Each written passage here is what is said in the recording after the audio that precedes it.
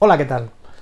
¿Cuántas veces nos ocurre que tenemos que configurar hardware, que estamos ante un proyecto haciendo reformas o necesitamos cambiar algún elemento y resulta que el hardware que teníamos no es compatible o nos genera algún problema a la hora de trabajar con él? ¿Quieres conocer la diferencia entre los distintos módulos de entradas y salidas del S7-300? Quédate en este vídeo. Vamos directamente a configuración de hardware, que es donde vamos a poder ver todo el catálogo que tenemos disponible de las distintas tarjetas de entradas y salidas y otras tarjetas que veremos en siguientes tutoriales, que son tarjetas tecnológicas para medir otra serie de cosas. Vamos a comenzar por lo más básico, que es las entradas y salidas estándar, vamos a llamar estándar, a lo que serían digitales y analógicas, que es lo que más se utiliza, o lo que más nos vamos a encontrar.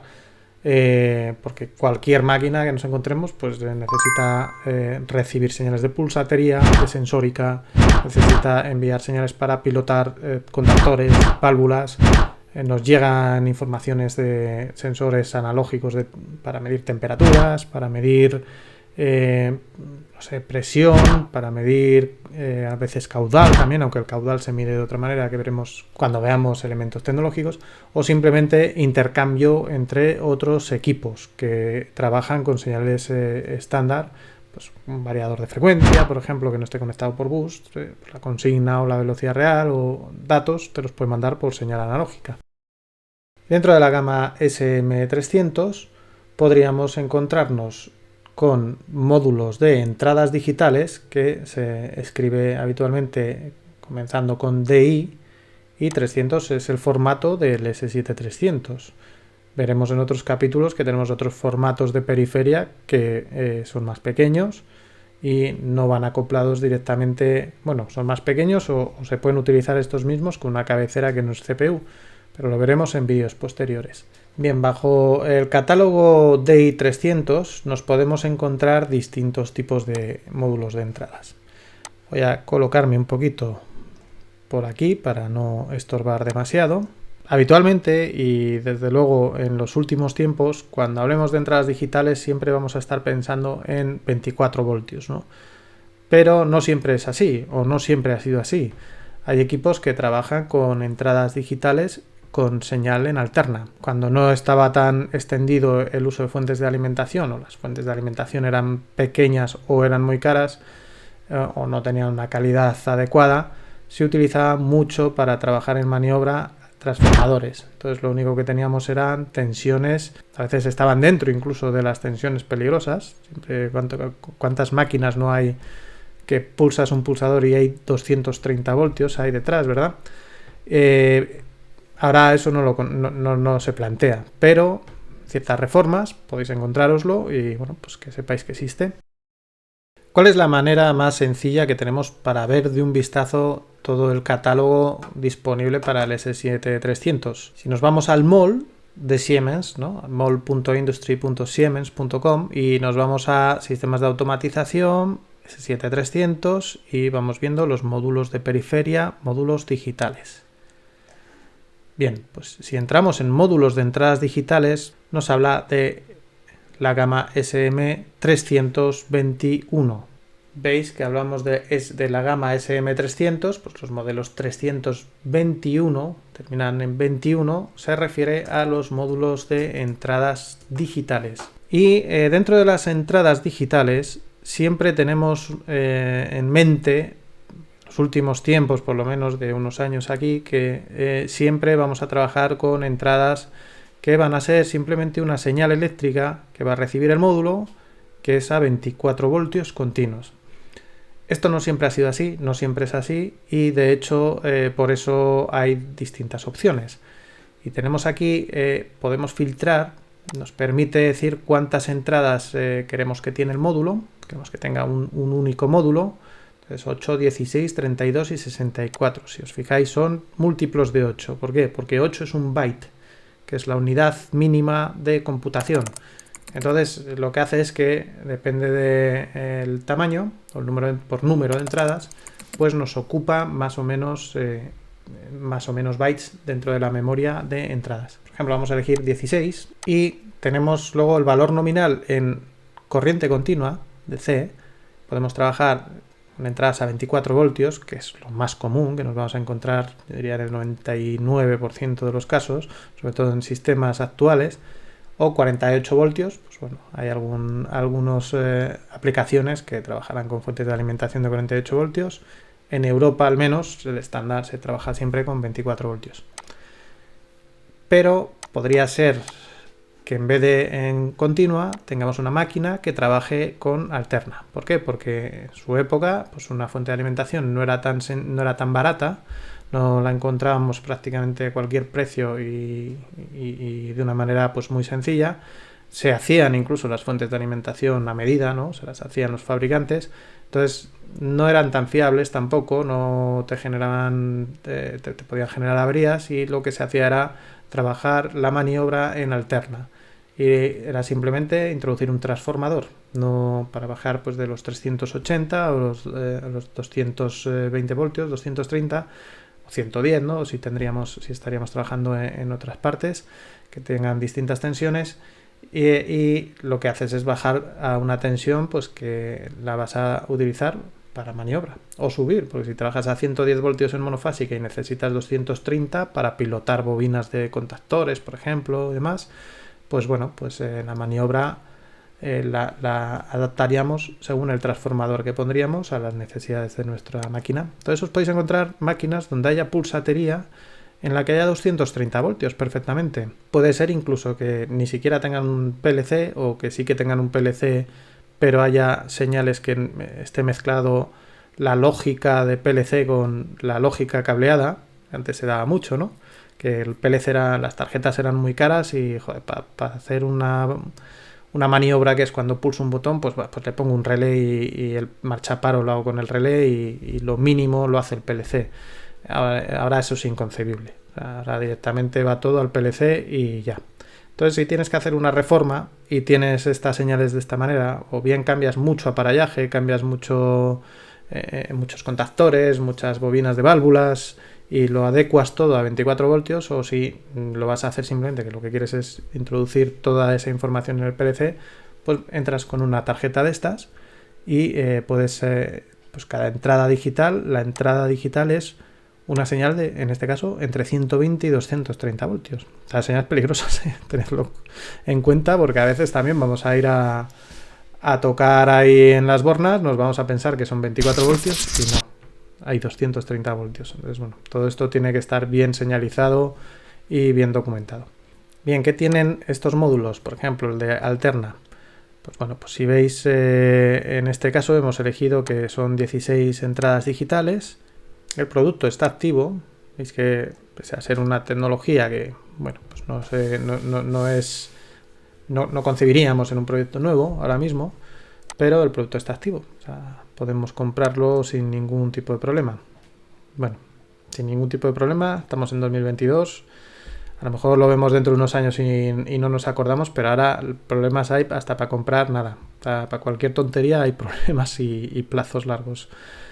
Bien, una cosa que tenemos que tener también muy en cuenta es que hay módulos que cuando compramos un módulo de estos, hay algunos que ya te vienen con un conector pues, para poder atornillar, con bornas atornillables o otro tipo de conector, pero hay algunos que directamente pues, no te vienen las bornas y tienes que pedir un conector aparte. Si vemos aquí un poquito, bueno, estos serían los gráficos, la macro de E-Plan, que nos la podemos descargar directamente para hacer los diagramas, y bueno, las dimensiones, que son como cualquier módulo. Este es un módulo que ocupa una posición en el bastidor, no tiene mayor misterio.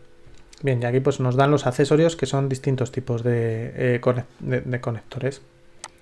Bien, hay otros tipos de módulos, pues que fijaros, hasta 64 entradas, o sea, en un solo módulo, que vamos a ver si aparecen, creo que no aparece la imagen, pero bueno, puede ocupar este módulo, está activo todavía, por lo que vemos, y por el formato, si os fijáis, pues ocupa muy poquito.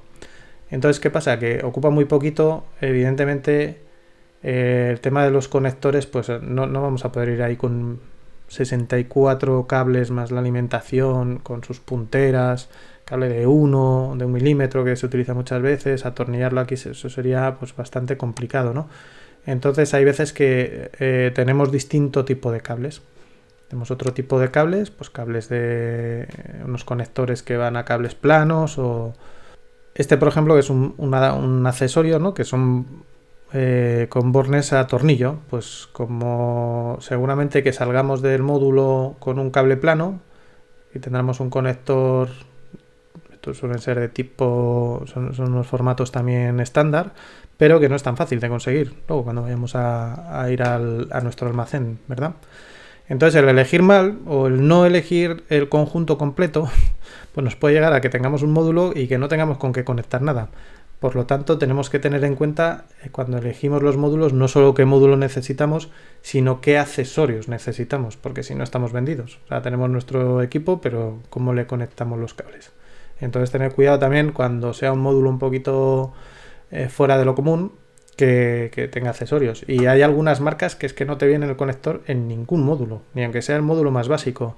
Y tienes que decir, oye, que me venga este conector aparte o tal, porque vas a pedir al comercial, te dirán, muy bien, ¿quieres un módulo esto? Toma, págame bien. Y cuando te llega, dices, ¿y ahora con qué le enchufo? ¿Sabes? Entonces tened muy en cuenta todo ese tipo de detalles, porque ahora no podemos perder tiempo. O sea, ahora no tenemos opción de decir, oye, mándamelo mañana, que me da igual que pague un porte urgente, que se me ha olvidado pedir el conector, o se te ha olvidado a ti, que para eso es mi técnico comercial, ¿no? Y ahora no puedo arrancar mi máquina, entonces mándamelo por un porte urgente. Ahora mismo eso no existe, porque no hay material, ¿de acuerdo?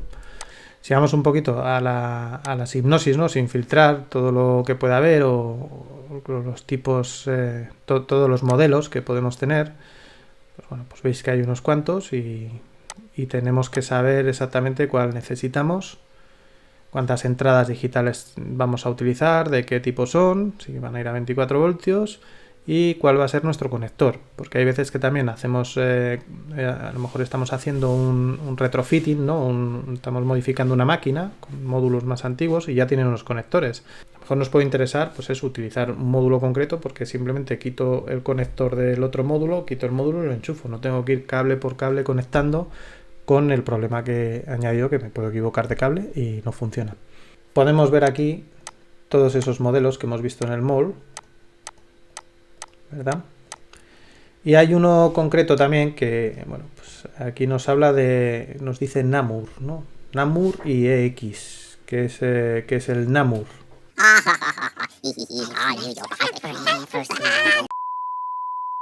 Bien, pues Namur es un tipo de señales que no miden por tensión, sino que lo que hacen es medir por flujo de corriente. Entonces, bueno, pues podemos ver aquí un poco el gráfico, ¿no? de cómo mediría. Puede ser un sensor cualquiera, como un sensor inductivo, pues que en vez de conmutar, ¿no? La señal, su salida y darnos una salida a 24 voltios, en caso de PNP, 0 voltios en caso de NPN, que si no sabéis lo que es, bueno, pues lo explicaremos también en distintos vídeos, pero estos más orientados a cosas más genéricas que no a tutoriales de Siemens, de mecatrónica, que también hay cositas en el canal para los que no lo sepáis. Bien, pues Namur es una señal, lo que decíamos, en vez de darnos 24 voltios para decidir que la señal está en estado alto, ¿no? Una entrada digital, es un flujo de corriente. Entonces, bueno, pues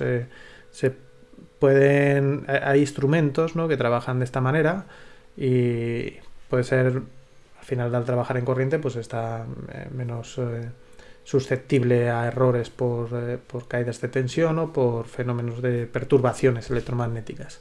En industria química, por ejemplo, y otro tipo de industrias de proceso, pues se pueden encontrar sensores de este tipo por el protocolo o por los estándares que ellos tienen.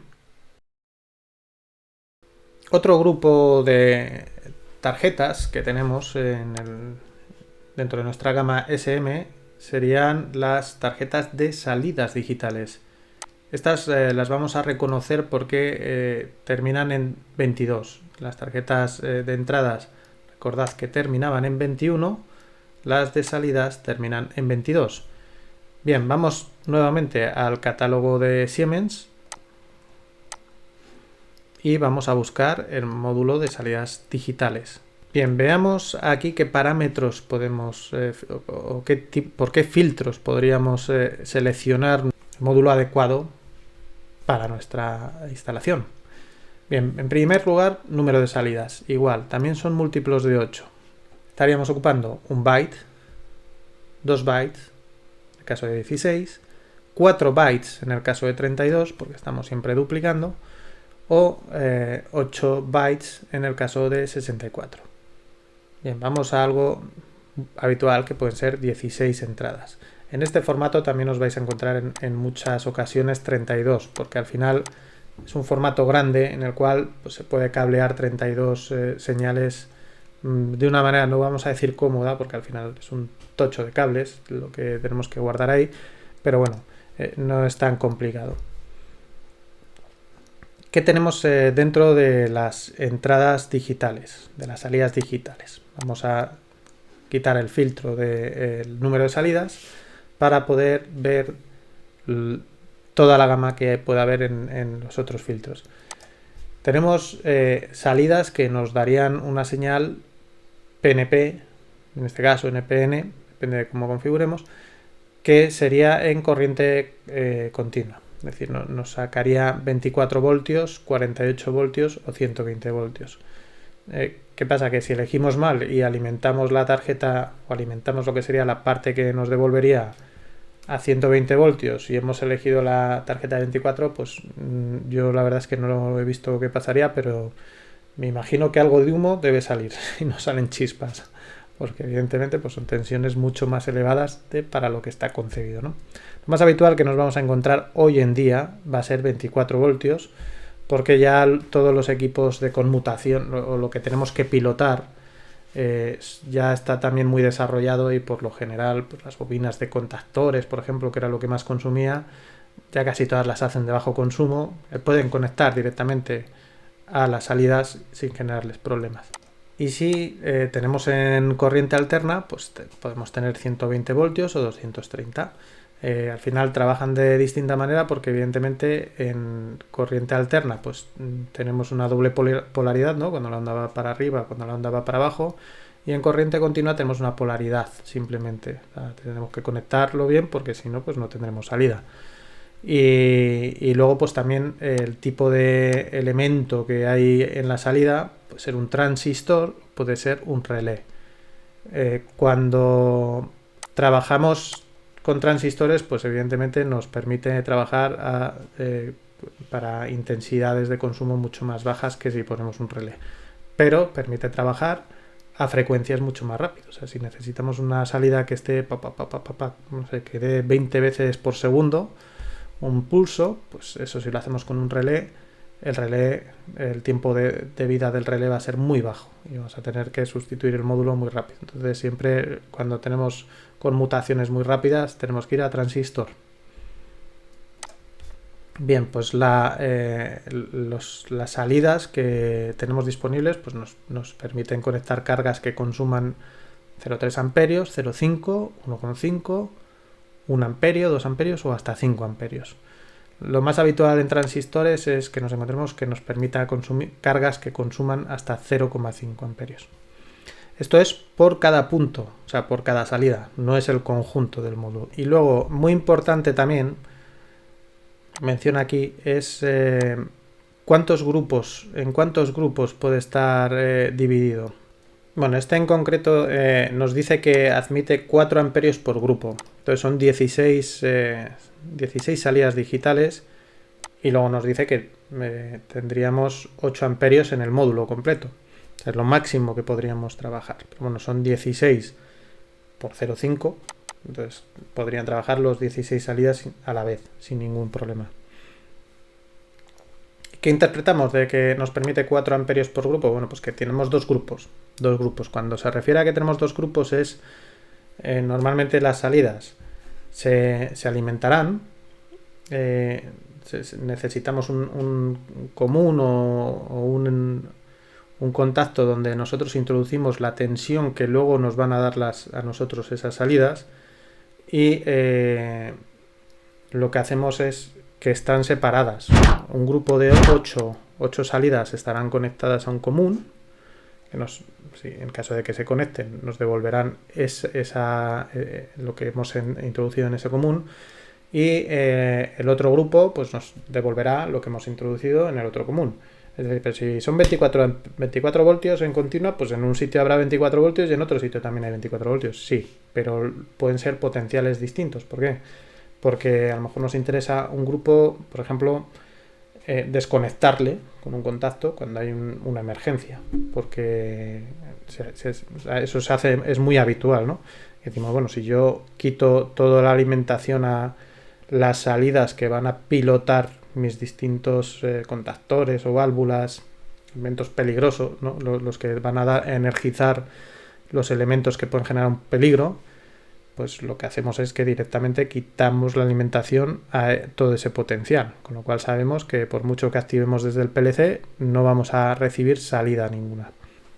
Bien, esto en cuanto a las salidas digitales, es decir, que controlan un bit, es todo o nada, o activo o desactivo. Son interruptores, básicamente, que controlamos desde el PLC. Lo siguiente que veremos serán los módulos de entradas y salidas analógicas. También tienen ciertas diferencias en función de lo que vayamos a medir y las resoluciones que queramos. Pero eso lo vamos a dejar para un próximo vídeo. Muchas gracias, hasta la próxima.